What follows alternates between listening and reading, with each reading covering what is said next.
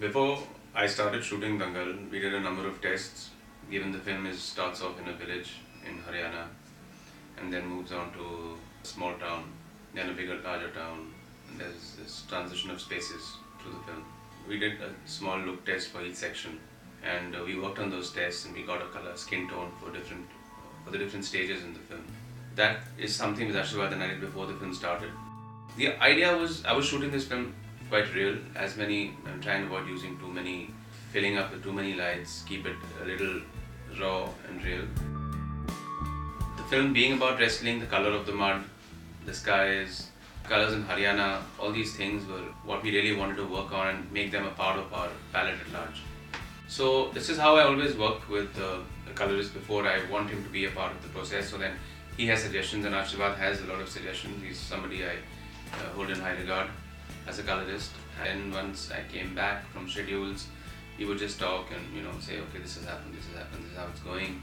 Because weather plays a huge part. The weather was changing. We're shooting in September, October, November, December. So all of that, and the dust, how to deal with the dust and the matti that was flying out from the ground when the fight was going on. So all these things, whatever concerns I had, which I felt would affect contrast, affect brightness, change the clarity or the texture of the image, I would convey to Ashirwad. And I wanted a lot of punch in the image, to get that little contrast, to make the characters come out of screen almost. That was the idea. They should look real, but they should also come out. It's like they're emerging from screen. We want a lot of depth, which is a very difficult thing to do because it's been shot very real, so which means there's not a lot of inherent contrast, but you have to bring it in but still keep the texture of the image.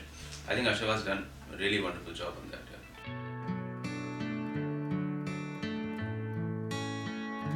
Inconsistencies have been there inherently. You're shooting in the day outside, you're shooting a Dangal outside in the day, and the sun is moving from left of screen to right of screen through the day, or moving from back to front or whatever. Obviously the light will change, And there are two cameras, two lenses. The lenses will not always match. The filters are different on each camera. So they do throw up different color temperatures, some color temperature shift, which has to be matched. And it's in a fight, sometimes they go under each other and the light goes there because it's there in shadow, and then they come out again. And there's a lot of things which now in the this DI world which we're working in, it's possible to do all these things. So you need to know how much you can push it. You need to know what the consequences of pushing it are going to be. But for me, the DI process is not about this. It's about taking the visual story forward. It is about rather than just matching, it's about enhancing sometimes, it's about suppressing something sometimes, so that emotionally the story connect is better.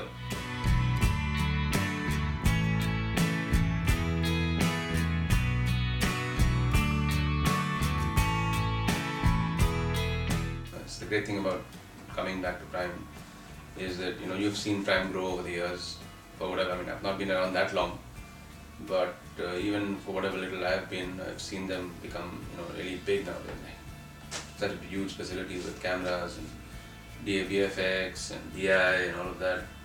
And it's always a pleasure because I have a really wonderful relationship with people here. It's been wonderful, really.